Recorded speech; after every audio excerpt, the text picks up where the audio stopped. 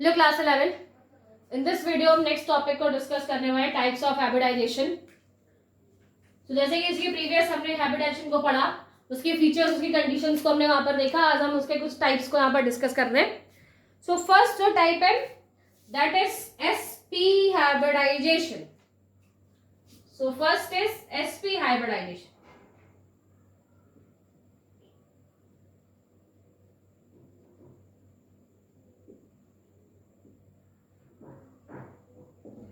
SP hybridisation.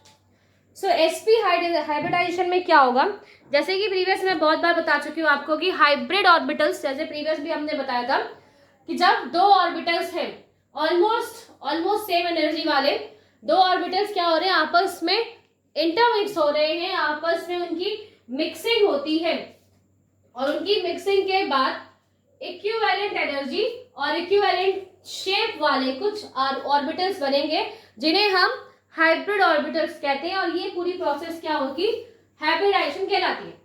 Fine. Now SP hybridisation क्या है, इसमें भी क्या हो रहा है, मिक्सिंग हो रही है, बट किसकी मिक्सिंग है, यहाँ पर जो ऑर्बिटल्स है वो कैसा है,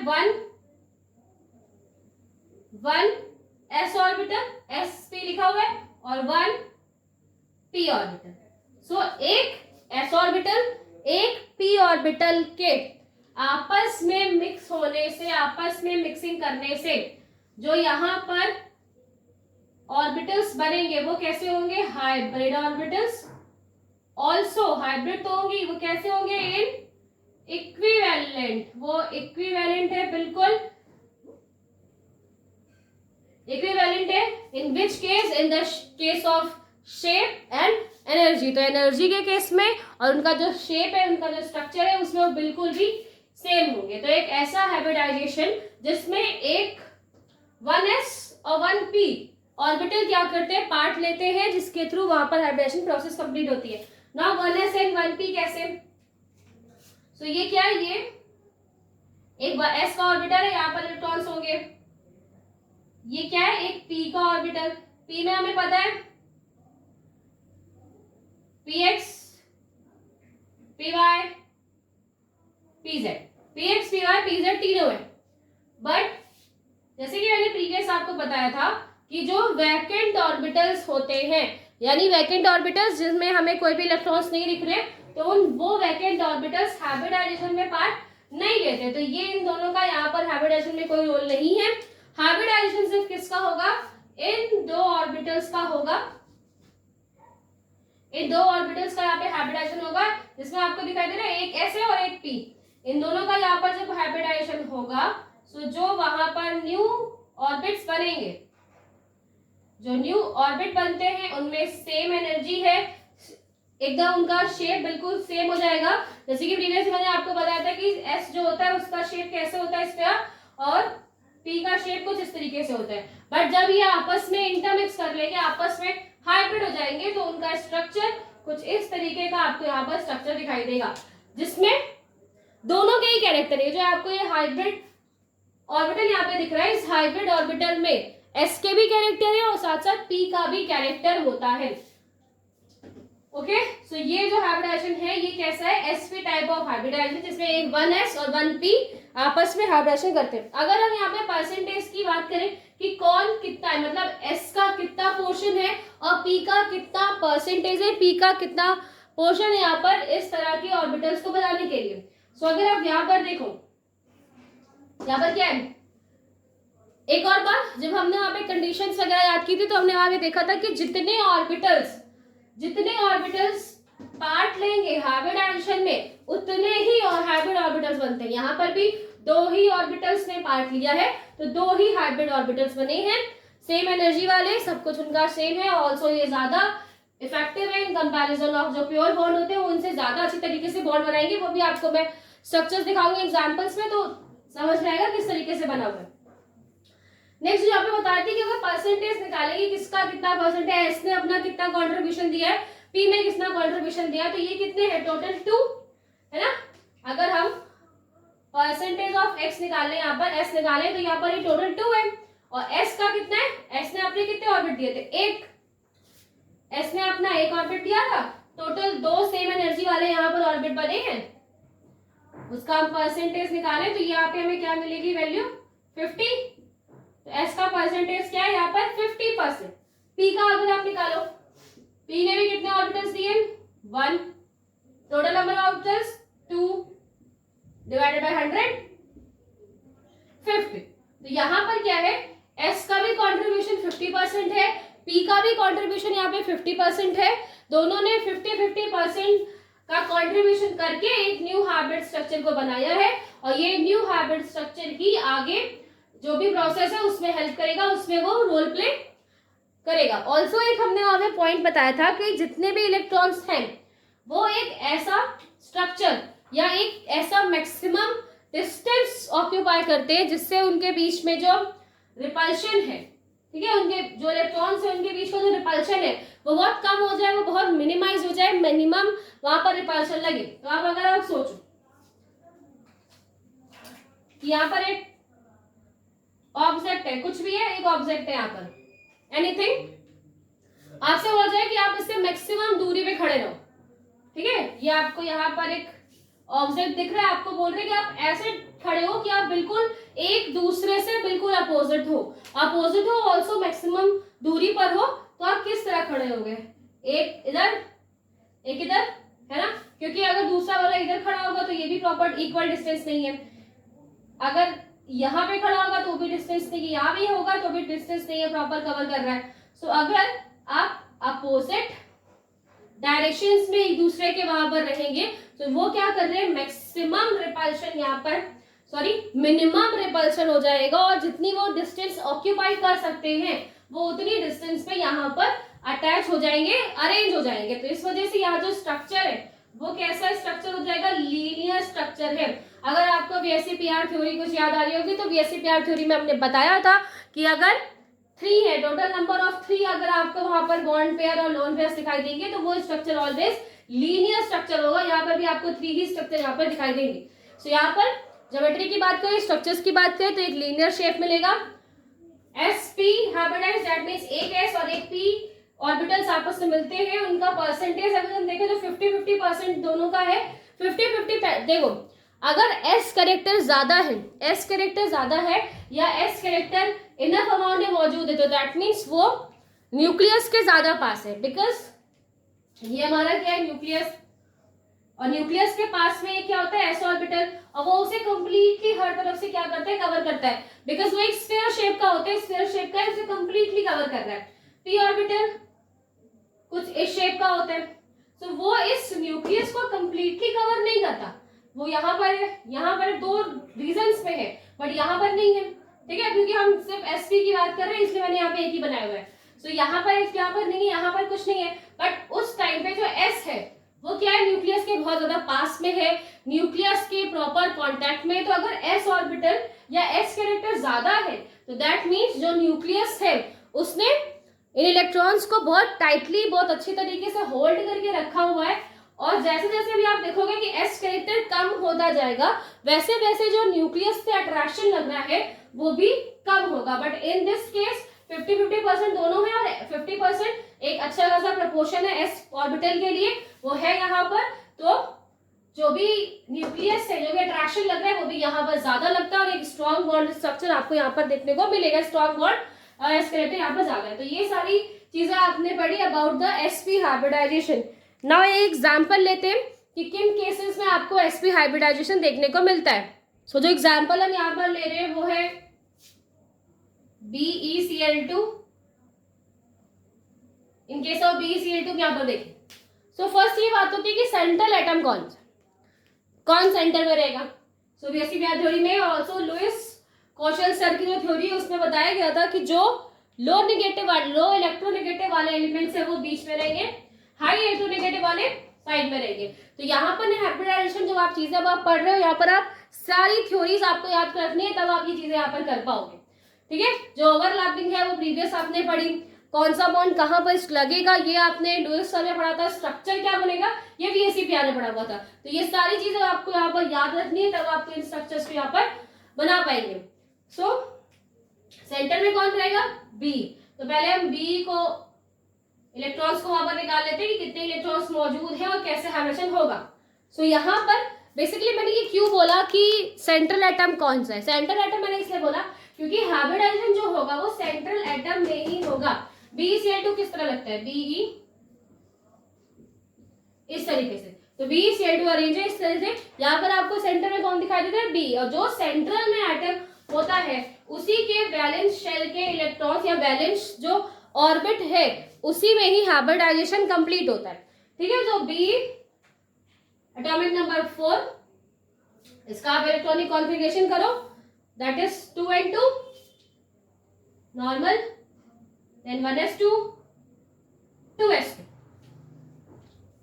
फाइन, अब आप सोच सकते हैं कि 1s कंप्लीट, s में मैक्सिमम 2 हो सकते हैं, 2s कंप्लीट मैक्सिमम 2 हो सकते हैं, बट जो सेकेंड ऑर्बिट है हमारे पास यहाँ पर 2s है, तो यहाँ पर 2p भी मौजूद है, 2p है। ऐसा नहीं है कि वो ऑर्बिट में होगा नहीं, ऑर्बिट में बिल्कुल प्रेजेंट है, वो रोल प्ले करे ना करे या फिर आगे करेगा कि नहीं वो आप देखेंगे। इलेक्ट्रॉन्स वहां पर पहले मौजूद नहीं है, बट यस वो वहां पर है, तो उसे हम वहां पर काउंट करेंगे।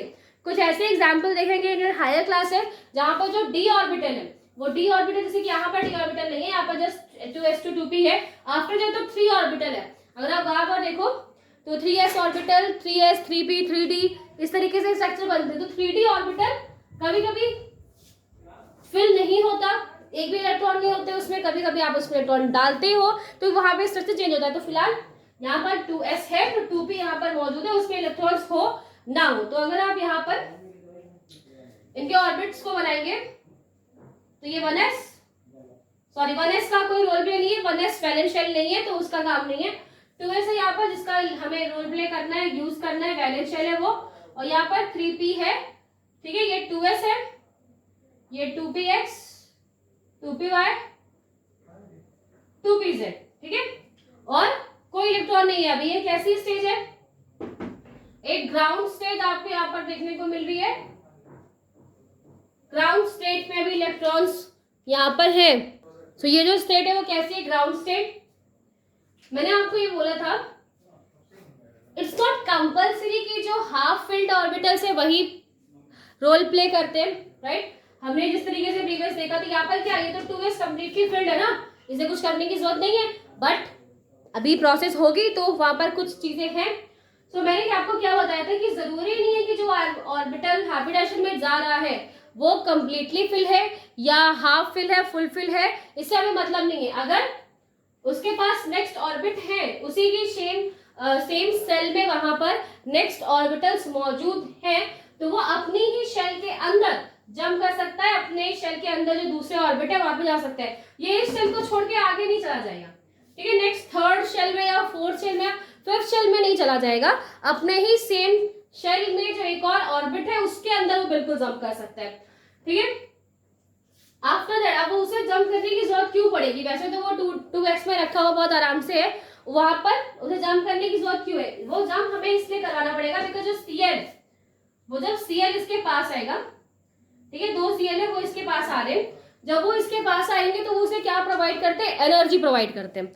इस ऑर्बिट को यहाँ पर वो एनर्जी प्रोवाइड करने लगते हैं, और जब वो उसे एनर्जी प्रोवाइड करते हैं सो इलेक्ट्रॉन एक्साइटेड स्टेज में आ जाता है, और एक्साइटेड स्टेज में आने के बाद वो इधर जंप कर जाएगा। ठीक है, जो नेक्स्ट उसका ऑर्बिट है वो उसमें जंप कर जाता है, एक जो नेक्स्ट ऑर्बिट है वहां पे वो इलेक्ट्रॉन्स जंप करेंगे, और आपको जो स्ट्रक्चर दिखाई देगा वो कैसा है, कुछ ऐसा ही स्ट्रक्चर हमें यहाँ पर दिखाई देगा। एक इलेक्ट्रॉन यहाँ पर है, एक इलेक्ट्रॉन यहाँ पर है, कुछ इस तरीके से वो उसमें जंप कर गया। अब इनमें क्या होगा, अब इन दोनों की क्या हो जाएगा, हाइब्रिडाइजेशन, और आफ्टर द हाइब्रिडाइजेशन हमें इक्विवेलेंट एनर्जी वाले 2 ऑर्बिट्स यहाँ पर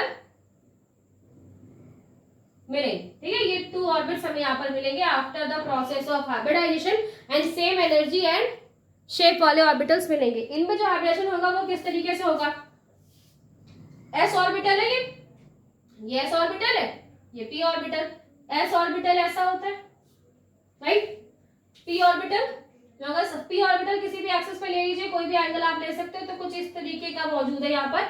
ये दोनों क्या हो गए, आपस में इन्होंने मिक्सिंग कर ली, और आपस में मिक्सिंग करने के बाद कुछ इस तरीके के ऑर्बिटल्स यहाँ पर फॉर्म होंगे। मैंने आपको क्या बोला, जितने ऑर्बिट्स हम यूज कर रहे हैं हाइब्रिडाइजेशन के लिए उतने ही नंबर्स ऑफ हाइब्रिड ऑर्बिटल्स बनेंगे। तो 2 बनने चाहिए यहाँ पर। तो एक ये जो एस ने मिक्सिंग की उसके थ्रू एक ऑर्बिट आपको इस तरीके से दिखाई दे रहा है। पी ने भी मिक्सिंग की है तो वहां पर आपको कुछ इस तरीके का हाइब्रिड स्ट्रक्चर दिखाई देगा।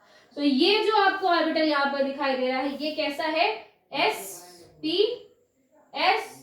पी हाइब्रिड ऑर्बिटल्स यहाँ पर आपको दिखाई दे रहे हैं। तो इस तरीके से अब क्या हो गया, बी के हाइब्रिड ऑर्बिटल्स यहाँ पे बन गए। अब यहाँ पर क्या आएगा, सीएल और सीएल में हाइब्रिडेशन की कोई जरूरत नहीं है। क्यों जरूरत नहीं है, because in case of Cl2 यहाँ पे Cl जो लिखा हुआ है that is 17 2 8 7 1s2 2s2 2p6 3s2 3p5 1s 2s से मतलब नहीं है, 3 इसकी वैलेंस है शेल फुलफिल्ड, s 1 2 3 4 5 खत्म। एक ही जस्ट एक ऐसा ऑर्बिटल बचा हुआ है जिसे क्या करना है, जिसे किसी से रिएक्शन करके या अटैच होके वहां पर सिंपल अपने इलेक्ट्रॉन्स को बैलेंस कर लेना है। तो उसको चेंज करने की जरूरत नहीं है, सिर्फ यहाँ पर जो भी ऑर्बिटल है बस वो ऑर्बिटल आएगा और वो इस हाइब्रिड बी के ऑर्बिटल से, हाइब्रिड वेरिएंट के ऑर्बिटल से अटैच हो जाएगा। तो स्ट्रक्चर बनाते हैं अब हम। ये क्या बना है भाई, ये बी का एक हाइब्रिड ऑर्बिटल है, ठीक है, बी का एक हाइब्रिड ऑर्बिटल बना हुआ है ये बेरिलियम।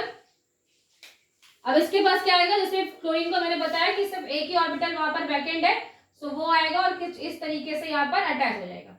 और फ्रॉम सेम हेयर यहाँ पर भी जो ब्रैकेट ऑर्बिटल वहां पर वैकेंट ऑर्बिटल है वो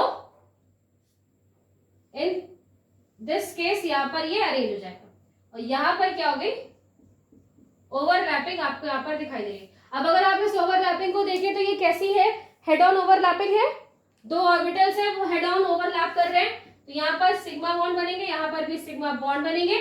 स्ट्रक्चर्स कैसा होगा, बी बीच में, बी के जो भी हाइब्रिड ऑर्बिटल्स है वो यहाँ पर लगे हुए और देन Cl। अगर आप बॉन्ड एंगल की बात करें तो इनके बीच का जो बॉन्ड एंगल है वो कितना है, यहाँ पर 180 bond angle. So bond angle यहाँ पर कितने हैं, 180 डिग्री बॉन्ड एंगल। और अगर इसकी हम शेप की बात करें तो एक लीनियर स्ट्रक्चर, एक लीनियर शेप आपको यहाँ पर दिखाई देगा। सो ये हमने डिस्कस किया about the sp hybridization. Next sp2 hybridization. अब जो भी प्रीवियस चीजें थी वही चीजें हैं बट आपको मैं जल्दी बताती हूँ। sp2 हाइब्रिडाइजेशन जिसमें एक 1 s का ऑर्बिटल है और 2 p के ऑर्बिटल है, ये आपस में करेंगे hybridization. After that same energy वाले ऑर्बिट्स यहाँ पर बनेंगे जिन्हें हम हाइब्रिड ऑर्बिट बोलेंगे। और ये जो ऑर्बिटल, ये जो इस तरीके का हाइब्रिडाइजेशन है इसे हम क्या बोलते हैं, sp हाइब्रिडाइजेशन बोलते हैं। sp2 जिसमें ये एक 1s ये 2p के ऑर्बिटल्स के साथ हाइब्रिडाइजेशन करेगा। सेम एनर्जी वाले 3 ऑर्बिट्स आपको मिलेंगे जिनमें sp2 एंड sp2 हाइब्रिडाइजेशन है। आपको मैंने क्या बोला था, जितने नंबर ऑफ ऑर्बिट्स हम यहाँ पर यूज करेंगे फॉर द हाइब्रिडाइजेशन उतने ही नंबर ऑफ हाइब्रिड ऑर्बिटल बनते हैं। तो यहाँ पर 3 नंबर ऑफ हाइब्रिड, यहाँ पे 3 नंबर ऑफ ऑर्बिटल्स को हमने यूज किया, 3 हाइब्रिड ऑर्बिटल्स बनेंगे। परसेंटेज की बात करें कि इसका कितना परसेंटेज है, तो s ऑर्बिटल यहाँ पर कितना है, परसेंटेज ऑफ s निकालो तो s कितना है 1, टोटल ऑर्बिटल्स 3 मल्टीप्लाई विथ 100। तो यहाँ पर आपको जो इसकी मिलेगी वैल्यू दैट इज 33.33% समथिंग। तो यहाँ पर परसेंटेज s का कितना है 33.3%। Next percentage of p orbitals की बात करें तो यहाँ पर p के कितने हैं 2, p के 2 ऑर्बिटल्स है, टोटल 3 मल्टीप्लाई विथ 100। तो यहाँ पर जो आपको इसकी वैल्यू मिलेगी वो वैल्यू है around 66.7। So around this value जो आपको मिलेगी। अब आप यहाँ पर देखो कि जो s कैरेक्टर है कम हो गया, इन प्रीवियस जो s कैरेक्टर था वो कितना था 50%। अब यहाँ पर क्या है, s कैरेक्टर थोड़ा सा कम। s कैरेक्टर कम होने का मतलब ये न्यूक्लियस और न्यूक्लियस से जो शेल है, पहली शेल है वो उससे थोड़ी सी दूर है या फिर दूर हो गई है। दूर होने का मतलब ये है कि जो न्यूक्लियस से पे जो अट्रैक्शन लग रहा है वो अब अट्रैक्शन थोड़ा सा कम हो गया है। जितना एस स्ट्रक्चर या एस परसेंटेज कम होता जाएगा उतना ही जो उसके ऊपर अप्लाई होने वाला अट्रैक्शन है वो भी कम होता जाएगा। तो इन केस ऑफ sp2 एस जो कैरेक्टर है वो कितना होता है, कम होता है।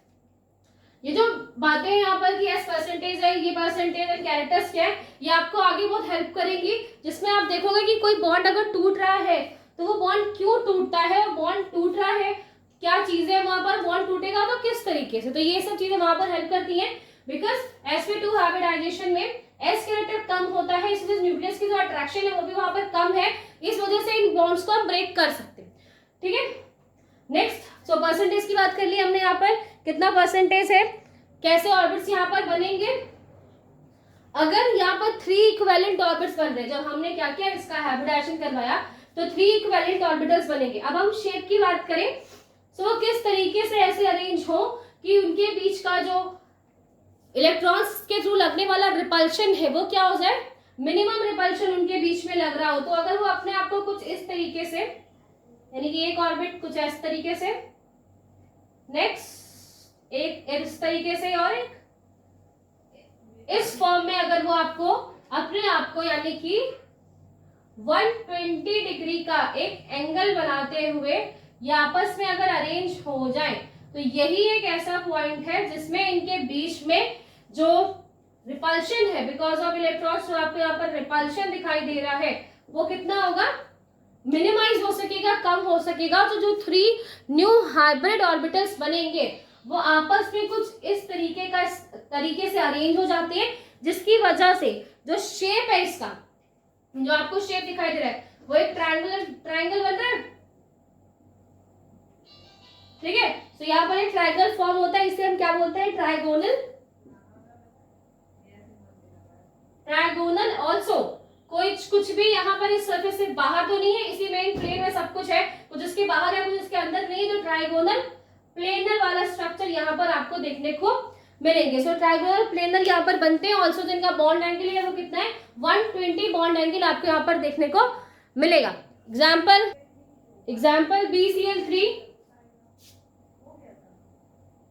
BCl3, beryllium atomic number 5। सो बेरिलियम जो यहाँ पर मौजूद है इसका structure, so atomic number 5, electronic configuration 2 and 3, 1s1 2s2 2p1, 3 है ना यहाँ पर, तो 2p1 आपको तो p तो है ही यहाँ पर, नॉर्मल यूज होगा ही। तो ये 2s के ऑर्बिटल जिसमें 2 इलेक्ट्रॉन्स है, p में 1 इलेक्ट्रॉन है, बाकी 2 अभी कैसे है, वैकेंट ऑर्बिटल्स है, और वैकेंट जब तक है तब तक ये हाइब्रिडाइजेशन नहीं करेंगे। ये कैसी स्टेज है, ग्राउंड स्टेज। अब क्या होगा, जो Cl है, अगेन यहाँ पर Cl आ रहा है, 3 है Cl, वो जब Cl यहाँ पर आते हैं तो वो क्या करते हैं, कुछ एनर्जी देते हैं किसको, B को, और जब वो उसे एनर्जी देंगे, जब वो उसे एनर्जी देने लगते हैं तो ये जो इलेक्ट्रॉन है यहाँ पर वो एक्साइटेड हो जाते हैं, और जो नेक्स्ट p ऑर्बिटल है जो कि यहाँ पे वैकेंट है उसमें जंप कर जाएगा। मैंने इसके प्रीवियस भी आपको बताया था कि वो अपने ही ऑर्बिटल में मौजूद जो नेक्स्ट ऑर्बिटल है उसमें जा सकता है, किसी दूसरे शेल में नहीं जा सकता, बट यस अपने वाले शेल में तो वो ऑफकोर्स यहाँ पर चला जाएगा। सो एक एक्साइटेड स्टेज में वो चला जाता है। अब यहाँ पे आपको कितने ऑर्बिटल्स दिख रहे हैं, 3। अब इस 3 ऑर्बिटल्स में होगा हाइब्रिडाइजेशन, और सेम एनर्जी वाले 3 ऑर्बिटल आपको यहाँ पर देखने को मिलेंगे, जिसका hybridisation sp2 and sp2 hybridisation आपको यहाँ पर देखने को मिलेगा इन केस ऑफ b। स्ट्रक्चर कैसे बनेगा, यहाँ पर एक ऐसे 2 p ऑर्बिटल, ठीक है, 2 p ऑर्बिटल्स, कितने भी ऑर्बिटल्स आ जाए या जो भी आ जाए, जो हाइब्रिड स्ट्रक्चर मैंने ऑलवेज बनाया है वो हाइब्रिड स्ट्रक्चर वहां पर कुछ उसी तरीके से फॉर्म होगा।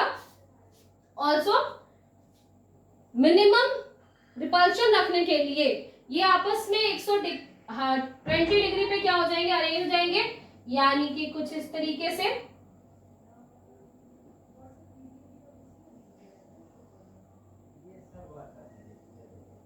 ठीक है, so this is sp2 sp2 and sp2। ये किसका ऑर्बिट है? बी का एक हाइब्रिड ऑर्बिटल्स कुछ इस तरीके से हमें यहाँ पर दिखाई देंगे। नाउ Cl2, जैसे कि इसके प्रीवियस से मैंने आपको बताया कि Cl में हाइब्रिडाइजेशन नहीं होगा। क्यों नहीं होगा? बिकॉज उसकी जो लास्ट शेल है वहां पर जस्ट 1 इलेक्ट्रॉन मौजूद है। अभी इसके प्रीवियस ही हमने करके देखा था कि Cl में जो लास्ट शेल होती है उसमें 1s2 2s2 2p6 3s2 and 3p5, because वहां पे 7 होता है लास्ट में, एंड यहां पर ये 2 मौजूद है। इन केस ऑफ p 1 2 3 4 5, सिर्फ ये एक वैकेंट ऑर्बिटल है। तो ये अपना वैकेंट ऑर्बिटल जो कि px py pz जो वैकेंट ऑर्बिटल है वो लेकर आएगा और इस b के साथ कुछ इस तरीके से हाइब्रिडाइजेशन करता है। ठीक है, सो हाइब्रिडाइजेशन हम यहीं पे करवा देते हैं इनका। सो हाइब्रिडाइजेशन कुछ इस तरीके से यहाँ पर होगा कि जो Cl है, ठीक है, जो Cl है उसके वैकेंट ऑर्बिटल्स यहाँ पर आएंगे। एक वैकेंट ऑर्बिटल 3Cl है ना, तो वो एक यहाँ पर अरेंज हो सकता है।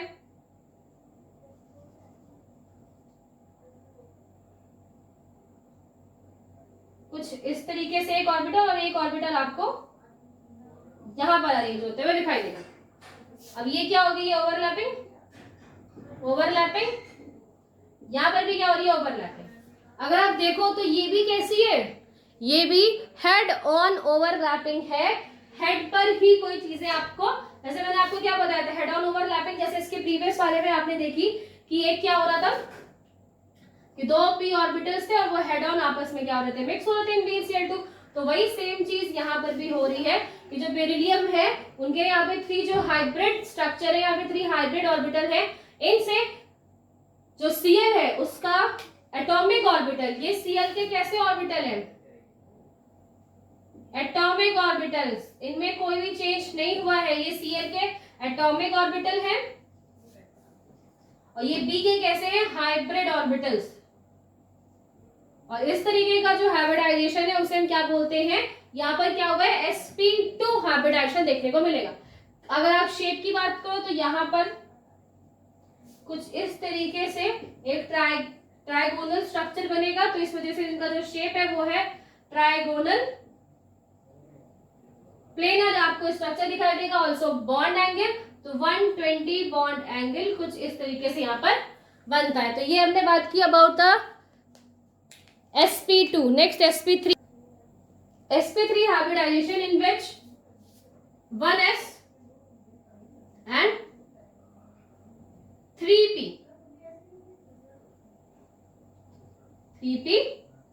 Orbitals form hybrid orbitals, equivalent shape वाले हाइब्रिड ऑर्बिटल्स। और ये जो यहाँ पर स्ट्रक्चर है उसे हम sp3 हाइब्रिडाइजेशन बोलते हैं, जिसमें s का एक ऑर्बिट, p के तीनों ऑर्बिट px py pz आपस में मिक्सिंग करके सेम एनर्जी वाले 4 ऑर्बिट्स को बनाएंगे, 4 हाइब्रिड ऑर्बिट्स को बनाएंगे। और इन हाइब्रिड स्ट्रक्चर्स में आगे जो ओवरलैपिंग की प्रोसेस है वो कन्वर्ट होगी। यहाँ पर हमने 4 ऑर्बिटल्स को यूज किया, इसीलिए 4 हाइब्रिड्स ऑर्बिटल्स यहाँ पर मिल रहे हैं। नेक्स्ट अगर हम बात करते हैं इनके परसेंटेज की, हम यहाँ बात कर ले। पहले हम परसेंटेज की बात कर ली कि s का परसेंटेज और 3 का परसेंटेज यहाँ पर कितना है। तो percentage of x s, why I am saying s, next 4 total 4, s कितना था? 1 multiply with 100 that is 25%। p sorry 1 2 3 3p थे, 3 4 इंटू सो अराउंड 75%। 75% किसका है? p का।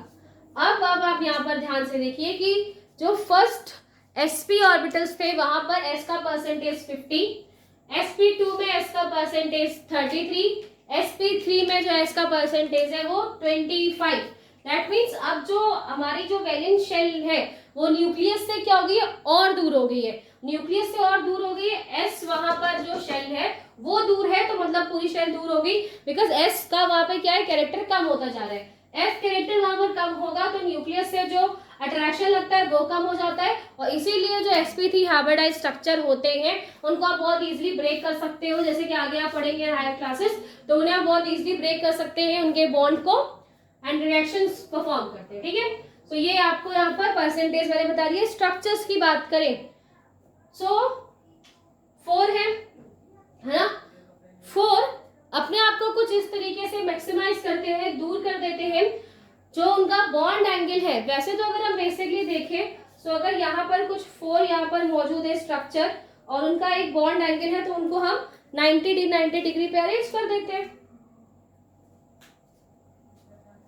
तो कैसे उन्हें हम अरेंज कर रहे हैं, और 90 डिग्री के एंगल पे हम उन्हें अरेंज कर देते हैं, वो मैक्सिमम दूरी को यहाँ पर मैक्सिमम दूरी ऑक्यूपाई कर लेंगे। बट हम जो भी स्ट्रक्चर्स पढ़ रहे हैं उनका ऑलवेज शेप प्लेनर तो होगा नहीं, 3D स्ट्रक्चर्स होता है, तो 3D स्ट्रक्चर्स होने की वजह से वो एक टेट्राहेड्रल स्ट्रक्चर यानी कि जो 3 हाइब्रिड स्ट्रक्चर जो बने हैं वो कुछ इस तरीके से अरेंज होता है। एक ऑर्बिट हाइब्रिड ऑर्बिट इस तरीके से, नेक्स्ट ये एक हाइब्रिड ऑर्बिट है, एक ये हाइब्रिड ऑर्बिटल, और एक इसके बगल में पीछे के साइड एक और हाइब्रिड ऑर्बिटल इस तरीके से वहां पर अरेंज होता है, एंड ये आपस में अरेंज है, ट्रायंगल बनाएंगे और इसके साथ ठीक है एक टेट्राहेड्रल स्ट्रक्चर यहाँ पर फॉर्म होगा। और जो इनका बॉन्ड एंगल है वो यहाँ पर बॉन्ड एंगल 90 नहीं होगा, वो bond angle 109.5 degree bond angle यहाँ पर वर्क करता है। अगर आपको याद हो कि VSEPR थ्योरी के अकॉर्डिंग भी जहां पर 4 बॉन्ड्स बनते हैं, यहाँ पे कितने बॉन्ड बन रहे हैं 1 2 3 4, अगर 4 बॉन्ड्स बनते हैं तो वहां पे टेट्राहेड्रल स्ट्रक्चर बनता है, और टेट्राहेड्रल स्ट्रक्चर में इतना बॉन्ड एंगल यहाँ पर ऑक्यूपाई होता है। तो इसीलिए ये सही है बिल्कुल, जो भी मैंने बॉन्ड एंगल बनाया था वो कुछ इस तरीके से हमें दिखाई देता है। एग्जाम्पल देख लेते हैं इसका। सो इन केस ऑफ CH4, सी कहाँ पे, सी और देखो हाइड्रोजन और कार्बन के सेंस में दोनों की जो इलेक्ट्रोनेगेटिविटी वो ऑलमोस्ट सेम है। तो यहाँ पर ये सोचने वाली की बात है कि बीच में कौन रहेगा या सेंटर एटम कौन सा है।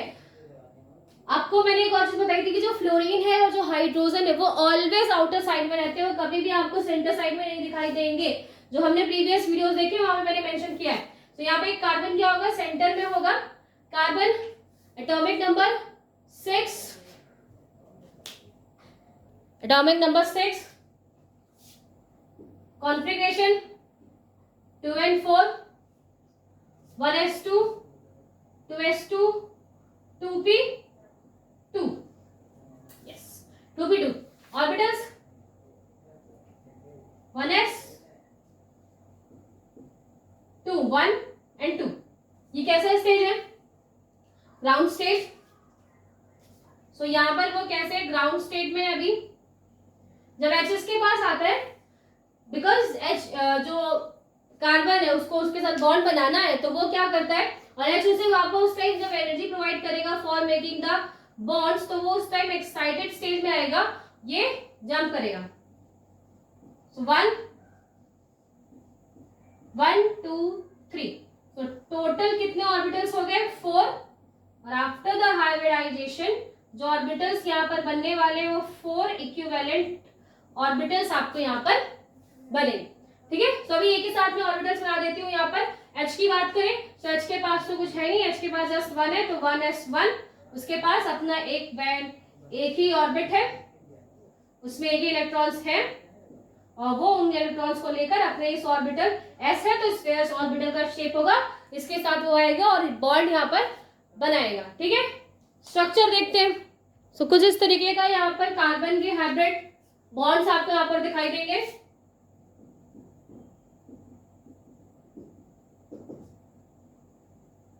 sp3 sp3 और sp3, ये क्या है, ये तीनों एक ही प्लेस में है, बट ये आगे की तरफ लगे हुए हैं और ये उसके कुछ पीछे इस तरीके से अरेंज है। ठीक है, जो 2 ऑर्बिट्स है यहाँ पर ये इस तरीके से अरेंज है और ये इसके पीछे यहाँ पर अरेंज है, इसलिए आपको कुछ इस फॉर्म में थोड़ा सा यहाँ पर दिखाई दे रहा है, और एक क्या है इसके ऊपर लगा हुआ है। तो इस तरीके का स्ट्रक्चर बनेगा इन द कार्बन। ऑल्सो अब यहाँ पे इससे कौन अटैच होने वाला है, एच के बाद जैसे भी मैंने बनाया था सिर्फ एक ही स्फेरिकल शेप है, एस ऑर्बिटल है, तो वो आएगा और वो इस तरीके से यहाँ पर हेड ऑन बॉन्ड बनेगा।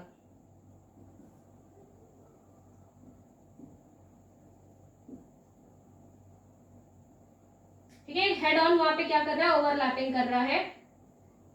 आपने जहां पर भी हाइब्रिडाइजेशन देखा वहां पर हेड ऑन ओवरलैपिंग हो रही है, ऑलवेज एक सिग्मा बॉन्ड्स आपको वहां पर देखने को मिलेंगे। सो कुछ इस तरीके का स्ट्रक्चर बनेगा in case of carbon, in case of CH4 structure. So ये वन प्लेन में मौजूद है जो आपस में एक ट्राइंगल स्ट्रक्चर बनाते हैं टेट्रा, और आफ्टर दैट एक जो उसके प्लेन से ऊपर मौजूद है उसके साथ वो कुछ इस तरीके से टेट्राहेड्रल स्ट्रक्चर बनाते हैं। और यहाँ पे जो ये स्ट्रक्चर है वो क्या है, टेट्राहेड्रल स्ट्रक्चर फॉर्म होगा। बॉन्ड एंगल जो इनके बीच का यहाँ पर बॉन्ड एंगल है वो 109.5 डिग्री सेल्सियस का, सॉरी 109.5 डिग्री का यहाँ पर बॉन्ड एंगल आपको दिखाई देगा। और कुछ इस तरीके से स्ट्रक्चर बनते हैं। यही सारे स्ट्रक्चर हमें BSc-PR थ्योरी में बताए गए थे। और यहाँ से जो आपका हाइब्रिडाइजेशन है उसके जो मेन कैरेक्टर, जो मेन बेसिस है यहाँ पर sp, sp2 और sp3 हाइब्रिडाइजेशन हमने पढ़ा।